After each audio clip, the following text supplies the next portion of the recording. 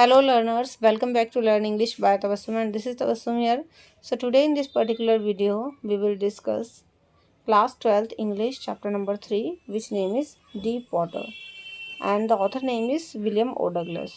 So first of all, let's see the title of this chapter, Deep Water, which means गहरा पानी. तो basically इस lesson के अंदर गहरे पानी के बारे में बात हुई है. तो आखिर ये गहरा पानी कहाँ था एंड इसके अंदर किसकी स्टोरी को नरेट यहाँ पर किया गया है. Now let's C. But before starting the video, अगर आप मेरे चैनल पर न्यू हैं एंड अभी तक आपने चैनल को सब्सक्राइब नहीं किया है, सो आप सबसे पहले चैनल को सब्सक्राइब करके बेल आइकन को प्रेस करें सो दैट इसी तरीके की इंपॉर्टेंट एंड यूजफुल वीडियोस आप तक ईजिली पहुंचती रहें. एंड हाँ, don't forget to like and share this video also. So in this video, we will know about the author, the introduction of the chapter and the detailed summary of the chapter. So let's begin. First of all, let's see about the author. जो author हैं इस chapter के वो हैं William O. Douglas.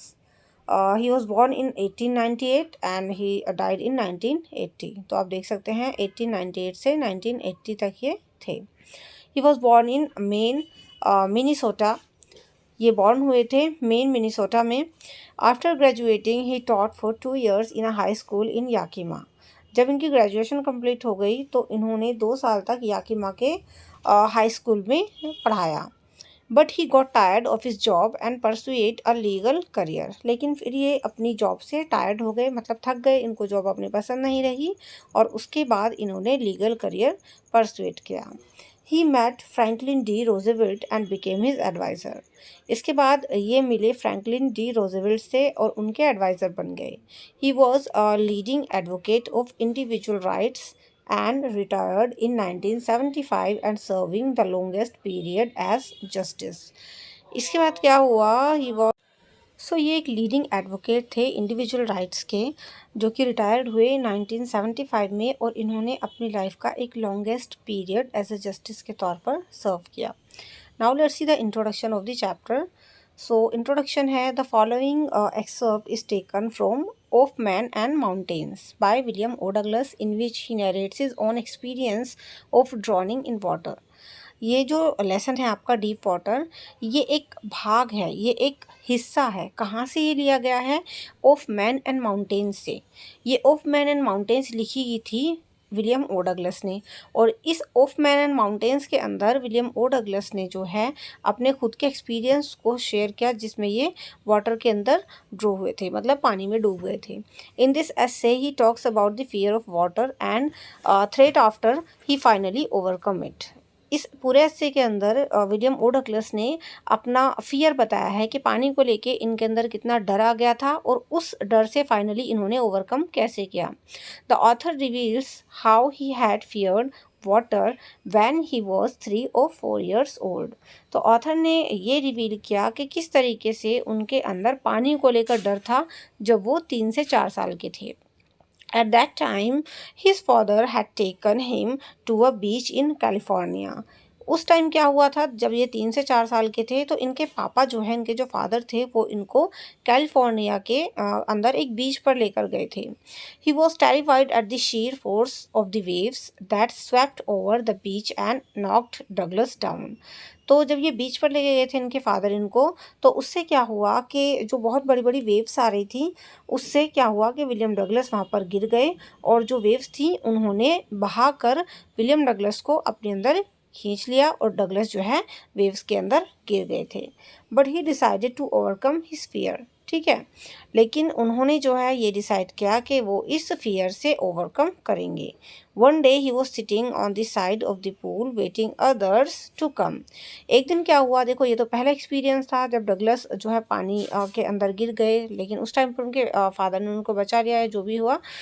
एक और incident था उनका, सेकेंड इंसिडेंट जो था वो ज़्यादा टेरिबल था जिसकी वजह से फियर ऑफ वाटर इनके अंदर ज़्यादा लंबे टाइम तक रहा. कि one day he was sitting on the side of the pool waiting others, जहाँ पर ये दूसरे लड़कों का वेट कर रहे थे कि वो आ जाएंगे. ठीक है, तो मतलब ये वेट कर रहे थे साइड में, पूल की साइड पर बैठकर दूसरे लोगों का. Then a bigger boy came and tossed him up into the deep end of the pool. इसके बाद क्या हुआ, पीछे से अचानक एक बड़ा सा लड़का आया और उसने इनको उठा करके ना पूल के अंदर फेंक दिया, है ना, टोस्ट करके, जैसे कि टोस्ट करते हैं ना किसी चीज़ को, ऐसे करके फेंक दिया। He went down endlessly to the bottom and then came up and finally went down a third time. अब जैसे ही पूल के अंदर गिरे तो ये बिल्कुल एंडलेसली चले गए, बॉटम की तरफ चले गए, लेकिन इन्होंने अपनी पूरी स्ट्रेंथ से कोशिश की कि ये वापस बाहर की तरफ आएँ, लेकिन फिर भी सेकंड और थर्ड टाइम भी ये नीचे की तरफ ही चले गए पूल में, पानी में। He thought that his curtain of life had fallen. इनको लगा कि शायद इनका जो जीवन है वो अब ख़त्म हो गया है। कर्टन ऑफ लाइफ का मतलब कि जीवन का जो पर्दा है वो एक तरीके से गिर गया है। When ever he saw and entered the water terror would over power him. इस इंसिडेंट के बाद क्या हुआ, ये सेकेंड इंसिडेंट था कि इसके बाद जब कभी भी ये पानी के आसपास जाते तो वो पुराना जो टेरर था, डर था, वो इनको ओवर पावर कर लेता। आगे है with the help of N instructor he learn swimming in the water. लेकिन जैसे जैसे वक्त बीता इन्होंने जो है ठान लिया कि हाँ इनको इस फियर ऑफ वाटर से ओवरकम करना है, तो फिर इन्होंने एक इंस्ट्रक्टर की हेल्प ली ताकि ये स्विमिंग को सीख सकें। Piece by piece the instructor built him as a swimmer. और धीरे धीरे करके उस इंस्ट्रक्टर ने इनके अंदर एक अच्छा स्विमर ला दिया, मतलब इनको अच्छे तरीके से तैरना सिखा दिया। He was able to challenge terror and it flee away from him. अब ये इस लायक हो गए थे कि वो उस डर को चैलेंज कर सके और उस डर को भगा सके। It was the result of his courage, strong determination, hard toil, strong will power and the desire to learn. और ये सब कैसे पॉसिबल हुआ, ये सब इसी चीज़ का रिजल्ट था क्योंकि इनके अंदर करेज थी, हिम्मत थी, इनके अंदर स्ट्रॉन्ग डिटर्मिनेशन थी, मतलब इन्होंने दृढ़ निश्चय कर लिया था, hard toil, strong will power थी इनकी, और इनको इच्छा थी कि हाँ ये भी स्विमिंग सीख लेंगे। तो इन सारी चीज़ों की वजह से वो इस डर से बाहर आ पाए एंड सीख पाए। If we adopt these virtues we can reach the highest peak of life. और अगर हम सभी भी इसी तरीके से ये सारी क्वालिटीज़ को अडॉप्ट कर लेते हैं तो हम भी हाईएस्ट पीक ऑफ लाइफ पे पहुंच सकते हैं, मतलब ज़िंदगी की ऊंचाइयों को छू सकते हैं। So that's it the introduction of this chapter. Now let's see the characterization in this story. तो जो मेन कैरेक्टराइजेशन है इस स्टोरी के अंदर वो हम देख लेते हैं। First of all most important character William Douglas खुद हैं इसमें, जो नरेटर भी हैं, उन्होंने ही अपना पर्सनल एक्सपीरियंस यहाँ पर शेयर किया है। सेकंड है हिज इंस्ट्रक्टर, एक इंस्ट्रक्टर उन्होंने हायर किया था, तो नाम तो यहाँ पर उन्होंने बताया नहीं। तो engage to train in swimming, तो उस इंस्ट्रक्टर की हेल्प से ये स्विमिंग करने में बहुत ही ट्रेन हो गए थे। इसके बाद एक प्लेस है YMCA, तो YMCA एक जो है प्लेस है। याकीमा है एक रिवर है, ठीक है, main name of a lake है, और Heaton name of a river, bumping ये एक लेक का नाम है, warm lake of the God rocks, इसके अलावा कॉन्ड्रेट क्रीक। तो ये सारे कुछ नेम हैं और कैरेक्टर्स के एंड प्लेसेस के। Now let's see the detail summary of the chapter, जो कि बहुत इजी तरीके से हम यहाँ पर समझने वाले हैं। So through out this video you can easily make your proper notes, so you can easily revise at the time of examination. So now let's see the detail summary. But if you need PDF of this video so you can also join my Telegram channel. वहाँ पर आपको ये PDF मैं share कर दूँगी, Telegram का link description box में आपको मिल जाएगा। तो चलिए डिटेल अभी इसकी हम समरी देख लेते हैं। So here is the summary. The first heading is decision of Douglas to swim, है ना। तो जो डगलस ने ये डिसीजन लिया था कि उनको स्विमिंग सीखनी है उसके बारे में है यहाँ। Douglas was 10 or 11 years old when he decided to learn to swim. जो डगलस थे वो 10 या 11 साल के थे जब उन्होंने ये डिसाइड किया कि हाँ उनको स्विमिंग सीखनी है। He got a good opportunity to learn at the YMCA pool, और उनके पास एक अच्छी अपॉर्चुनिटी थी क्योंकि वो सीख सकते थे YMCA स्विमिंग पूल में। तो नेक्स्ट है हमारी heading Douglas childhood fear. Douglas का बचपन का डर। बचपन का डर क्या था? Since childhood he had an aversion to the water. बचपन से ही पानी को लेकर उनके अंदर डर था। Once he was standing at a beach in California. अब देखो यहाँ पर जो उनका बचपन का फर्स्ट इंसिडेंट था उसके बारे में बताया जाएगा कि एक बार क्या हुआ जब वो छोटे थे, 3-4 साल के थे, तो वो एक कैलिफोर्निया में एक बीच था वहाँ पर खड़े हुए थे। At that time he was 3 or 4 years old. उस टाइम पर ये 3 से 4 साल के थे। By chance the waves knocked him down and swept over him. अचानक बाई चांस क्या हुआ कि जो वेव्स आ रही थी उन्होंने उसको पानी में ढकेल दिया। He was buried in water and his breath was gone. इससे क्या हुआ, पानी में वो लेट गए और उनकी जो सांस थी वो भी उनसे नहीं ली जा रही थी, ठीक है, क्योंकि पानी भर गया था मुंह में भी। He was awfully frightened and terror developed in his heart। इसके बाद वो बहुत ज़्यादा पूरी तरीके से डर गए और एक आतंक उनके अंदर जो है आ गया पानी को लेकर के। But in a little while he gathered confidence, लेकिन फिर धीरे धीरे उन्होंने कॉन्फिडेंस गैदर किया। He paddled with new water wings by copying the other boys. उसके बाद उन्होंने पैडलिंग की, न्यू वाटर विंग्स लिए और दूसरे बॉयज़ को कॉपी करना शुरू कर दिया। He started feeling comfortable when there occurred the misadventure. उसके बाद उन्होंने कंफर्टेबल फील करना शुरू कर दिया जब कभी भी कोई मिस एडवेंचर होता। सो ये थी हमारी हेडिंग। यहाँ से आपके शॉर्ट क्वेश्चंस भी इजीली बन जाते हैं। Now let's see the another heading जो कि है द मिस एडवेंचर। अब देखो एक और मिस एडवेंचर हुआ जो कि सबसे खतरनाक साबित हुआ विलियम डगलस के लिए, कि वो पानी से बहुत डरने लगे थे इसके बाद। तो दूसरा एडवेंचर था, ये मिस एडवेंचर था actually. Once Douglas was alone on the pool. एक बार डगलस जो थे वो अकेले थे, पूल की साइड में बैठे हुए थे। There came a big bruiser who tossed him into the deep end of water। वहाँ पर एक बड़ा सा हट्टा कट्टा लड़का आया और उसने उनको पीछे से उठा करके ना पूल में डाल दिया, डीप एंड ऑफ वाटर, जहाँ पर बहुत गहरा पानी था, ठीक है। The narrator was frightened but had not lost his wits. Narrator बहुत ज़्यादा डर गए थे मगर उन्होंने अपनी विट्स को नहीं खोया था अभी भी, मतलब उनके अंदर अभी एक कहते ना कि वो जाग रहे थे एक तरीके से, पानी में गिरने के बाद भी उनको होश था। He decided to take a big jump from the bottom, और इसलिए उन्होंने डिसाइड किया कि वो एक बड़ा सा जंप मारेंगे बॉटम से। He would come to the surface, और इस तरीके से वो सरफेस पर आ जाएंगे। Lie flat on it and paddle to the edge of the pool, और इस तरीके से फिर जब वो सरफेस पर आएंगे तो वो लाई फ्लैट हो जाएंगे एंड पैडल करके वो एज ऑफ द पूल यानी पूल के किनारे आ जाएंगे। तो ये सारे थॉट्स थे जो उनके अंदर चल रहे थे कि हाँ पानी में तो मैं गिर गया, मतलब पानी में गिरने के बाद भी उनको थोड़ा सा होश था, तो उन्होंने सोचा कोई नहीं, मैं बॉटम पे जाऊंगा और एक बहुत ना तगड़ी सी जंप मारूंगा और मैं फिर सरफेस पे आ जाऊंगा, तो इस तरीके से मैं खुद को बचा लूँगा। अब लेकिन क्या हुआ, ग्रोइंग पैनिकली, पानी में अंदर जाने के बाद बहुत सारी चीज़ें उनके साथ हुई। He tried to come up but the 9 feet were more than 90। उन्होंने पूरी कोशिश की ऊपर आने की, बट वो जो 9 फीट का, देखो आपको पता होना चाहिए जो स्विमिंग पूल की गहराई थी वो थी 9 फीट। तो ये जो 9 फीट था वो उनके लिए 90 फीट से भी ज़्यादा लग रहा था उनको। His lungs were about to burst, उनके जो लंग्स थे वो फटने को तैयार हो गए थे बिकॉज पानी उनके अंदर चला गया था।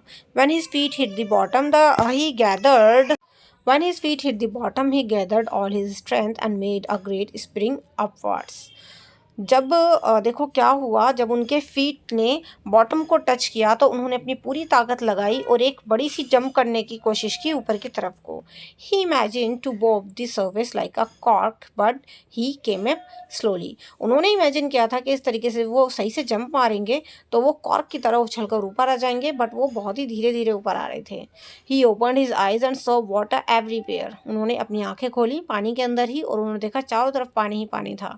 It was dirty and somewhat yellow. ये पानी थोड़ा सा डर्टी था और कुछ कुछ ये पीला भी था। ही ग्रीव पैनिकली, अब ये पैनिक होते चले गए। ही वॉज सफोस्टिकेटिंग, ये सफोस्टिकेट हो रहे थे। He tried to yell but no sound came out. इन्होंने यल कर यानी चिल्लाने की कोशिश की मगर कोई आवाज़ बाहर नहीं आई। ही स्वेलोड वाटर एंड चॉक्ड, इसके बाद पानी इनके अंदर चला गया, स्वेलो कर लिया इन्होंने और इनका गला चॉक हो गया। हिज लेग्स बिकेम पैरालाइज, इनके जो पैर थे वो पैरालाइज की तरह हो गए। He tried many times to come out of the pool but failed and finally fainted। इसके बाद इन्होंने बहुत सारी कोशिशें की बाहर आने की, है ना, कोशिश की बार बार के सरफेस पर आ जाएं, बट फाइनली ये फेल हो गए और फाइनली ये फेंटेड भी हो गए, बेहोश हो गए पानी के अंदर ही। When he woke up, he found himself lying on the stomach beside the pool। जब इनकी आंखें खुली, जब मतलब ये उठे तो इन्होंने पाया खुद को कहाँ पर, बिसाइड द पूल, पूल के बराबर में, ये मतलब बाहर आ गए थे ये, तो बेहोशी की स्थिति में थे और जो है स्टमक के बिसाइड ये लेटे हुए थे, है ना, बिसाइड द पूल ये लेटे हुए थे, lying on his stomach. He was vomiting water, और इन्होंने पाया कि जब इनकी आँख खुली ना तो ये पानी वॉमिट कर रहे थे, पानी की उल्टियाँ कर रहे थे। The boy who three him admitted that he was only fooling, जिस लड़के ने इनको पानी में ढकेला था वो वहाँ पर बेचारा डरा सहमा खड़ा था और उसने ये एडमिट किया कि हाँ वो उसी का ये बेवकूफ़ी भरा काम था उसको गिराना। Someone sad that the kid had nearly died, कि कोई इंसान ये बोल रहा था कि बच्चा बेचारा मरते मरते बच गया, ये तो मरने ही वाला था। Several hours later he walked home weak and trembling. कई घंटे बीत गए उसके बाद जब पूरी तरीके से डगलस अपने पैर पर खड़े हो पाए, चलकर अपने घर गए, लेकिन उस टाइम पर ही बहुत ज़्यादा वीक और ट्रैम्बल हो गए थे। There was a haunting fear in his heart. और उसके बाद पानी को लेकर इनके दिल में बहुत ज़्यादा डर जो है बैठ गया। It remained in him for the days together. और ये जो डर था ना पानी को लेकर, ये बहुत लंबे टाइम तक इनके दिल में रहा। The slightest exertion upset him and he never went back to the pool. और ये इसी तरीके का एक डर जो था वो हमेशा इनको अपसेट कर देता। ये जो तनाव था वो कभी कम नहीं होता था जब कभी ये पूल के आसपास जाते। He feared water and avoided it whenever he could. पानी को लेकर इनके मन में बहुत डर आ गया और जहाँ कहीं भी अवॉइड कर सकते थे ये वहाँ पर पानी को अवॉइड ही कर देते थे। He fear after few years he wanted to get into the waters of the cascades of the Teton or bumping river और bathing in the warm lake, the terror would seized him।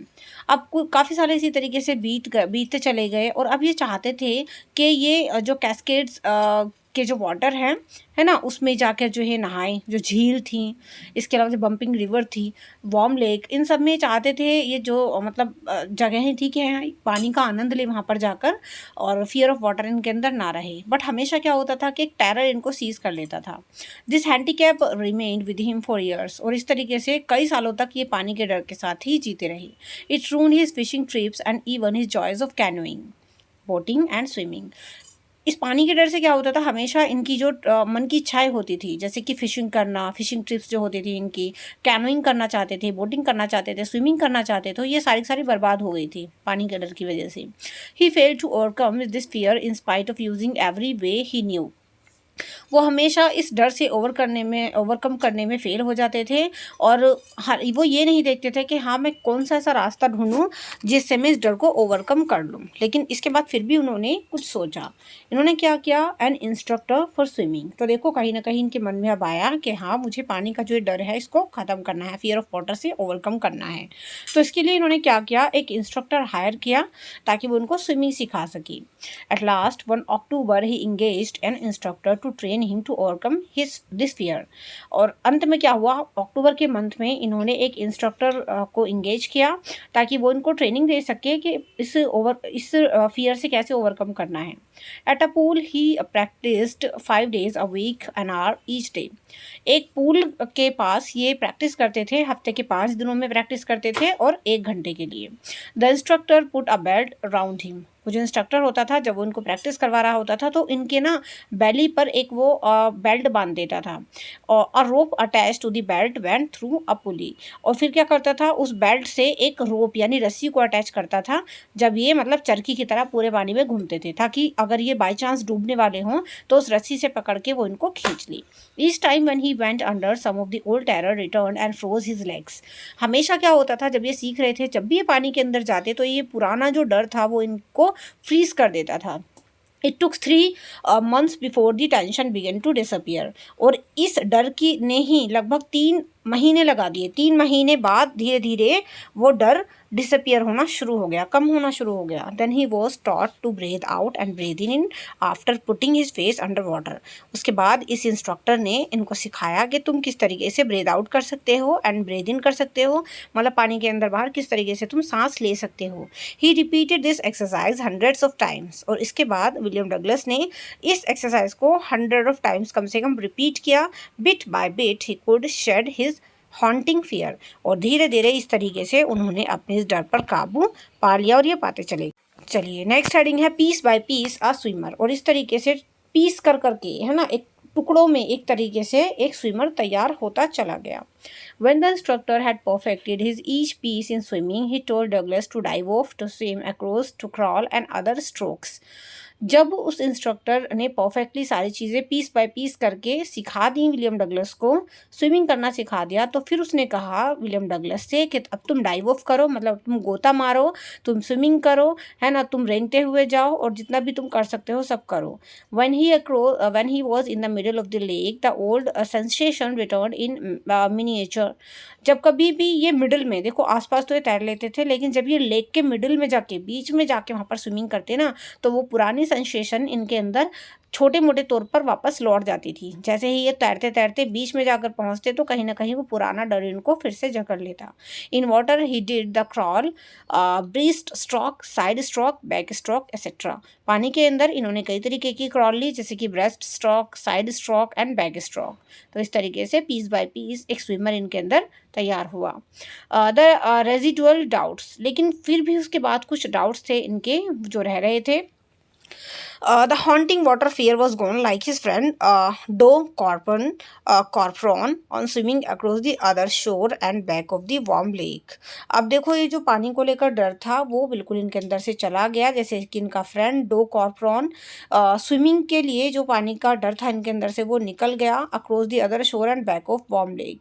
चाहे अब इनको जो है warm lake पर जो है swimming करनी हो या कहीं भी शोर पर जाकर इनको स्विमिंग करनी हो, तो वो डर अब निकल गया था। ही शाउटेड विद जॉय, और जिस दिन इनके अंदर से वो डर निकला उस दिन ये खुशी के मारे चिल्ला पड़े, I had conquered the fear of water. और ये जो लाइन है इनकी, यहाँ से भी क्वेश्चन आप लोगों का बन जाता है that who said this line and why, है ना, किसने ये बोला और क्यों बोला। I had conquered the fear of water, यानी मैंने पानी के डर पर आज विजय प्राप्त कर ली है। कॉन्कर्ड का मतलब मैंने पानी के डर पर जीत हासिल कर ली है। सो इन्होंने ये बोला खुशी की वजह से। आगे है अ डीप मीनिंग। अब देखो ये इतना सारी चीज़ों से विलियम डगलस ने एक बहुत ही गहरी चीज़ सीखी, एक बहुत ही जो गहरी बात थी वो एक मीनिंग निकल कर के आई इनके लिए। वो क्या थी वो हम देखेंगे। This drowning experience had a deep meaning for Douglas. ये डूबने का जो एक्सपीरियंस था डगलस का, उसने इनके अंदर एक बहुत ही गहरी मीनिंग छोड़ी। उसका डगलस के लिए एक बहुत ही मीनिंगफुल अर्थ था। In death there is peace. और वो क्या था, क्या मीनिंगफुल चीज़ इन्होंने सीखी कि मृत्यु में शांति है, मतलब डेथ में पीस है। But in the fear of death there is terror. लेकिन अगर मौत का डर आपके सर पर हमेशा जो है मंडराता रहे तो वो एक आतंक का रूप ले लेता है। मतलब देखो कितनी अच्छी लाइन है कि अगर आप जो है डेथ है, आपको लगता है कि आप मर रहे हो, तो नॉर्मली मरकर आपको शांति मिल जाएगी, पीस मिल जाएगी, मतलब डेथ में पीस है। लेकिन फियर ऑफ डेथ यानी जो मृत्यु का जो डर है, मौत का जो डर है, उसमें टेरर होता है ना, वो और ज़्यादा खतरनाक होता है क्योंकि आप डरते रहते हो हमेशा only. Roosevelt once said, Roosevelt ने एक बार बोला था all we have to fear is fear itself. देखो ये भी बहुत अच्छी लाइन है कि all we have to fear, कि हमें जिस चीज़ से डरना चाहिए ना वो केवल डर ही है, हमें केवल डर से ही डरना चाहिए, किसी और चीज़ से नहीं। तो ये भी काफ़ी अच्छी लाइन है। The author William Douglas had experienced both, one the sensation of dying and other the terror that fear of dying produces, है ना, प्रोड्यूस्ड। तो विलियम डगलस ने दोनों ही चीज़ को अब यहाँ पर एक्सपीरियंस कर लिया था। जैसे कि पहला एक्सपीरियंस उन्होंने क्या किया था, द सेंसेशन ऑफ डाइंग, यानी जो मरने को लेकर के सेंसेशन होती है उसको भी उन्होंने एक्सपीरियंस कर लिया था, मतलब मौत का जो डर होता है वो भी। और साथ ही the terror that fear of dying produce, यानी जो मृत्यु अपने आप में एक फियर प्रोड्यूस करती है, मतलब मौत खुद अपने आप में एक डर आपके अंदर पैदा कर लेती है, वो डर भी उन्होंने एक्सपीरियंस कर लिया था। Thus the will to live has grown higher in him. इस तरीके से जीने की जो इच्छा थी, विल टू लिव का मतलब जीने की इच्छा, उनके अंदर और हायर होती चली गई। Douglas felt released, free to walk the trails and climb the peaks and to brush aside fear। इस तरीके से डगलस ने अब जाकर एकदम रिलीज फील किया। अब वो फ्रीली कहीं भी ट्रेल्स कर सकते थे, क्लिम कर सकते थे, स्विमिंग कर सकते थे, है ना। और उन्होंने अपने फियर को एक साइड रख दिया, अपने डर को एक तरफ रख दिया। सो गाइज आई होप आपने इस डीप वाटर चैप्टर को बहुत ही डीपली समझ लिया होगा। अगर वीडियो पसंद आई हो तो लाइक और शेयर ज़रूर कर देना। इसकी पीडीएफ मैं टेलीग्राम चैनल पर शेयर कर दूंगी, जिसका लिंक आपको नीचे डिस्क्रिप्शन बॉक्स में मिल जाएगा। If you want to make proper notes of the chapter तो आप वो भी इसके बना सकते हैं। एंड हाँ, वीडियो को शेयर ज़रूर कर देना और अपना एक्सपीरियंस कॉमेंट सेक्शन मेरे साथ शेयर करना। अगर आपके मन में भी किसी चीज़ को लेकर डर है तो भी आप मुझे कॉमेंट सेक्शन में अपना फियर बता सकते हैं। Fear of water, fear of study, है ना, जो भी आपका फियर हो तो आप मुझे फियर ऑफ लिख के उसके आगे डैश, जो भी आपका डर हो वो आप मुझे ज़रूर बताइएगा। एंड हाँ, इसके अलावा क्या नेक्स्ट वीडियो में हम इसके इंपॉर्टेंट क्वेश्चन आंसर्स भी डिस्कस करेंगे। तो आई होप आप मुझे नेक्स्ट वीडियो में भी मिलेंगे। एंड प्रीवियस वीडियोज़ के लिए आप डिस्क्रिप्शन बॉक्स चेक कर लेना। सो चलिए, do like, share, comment and subscribe. See you in the next video. To let be a learner and learn English. Thank you and good bye.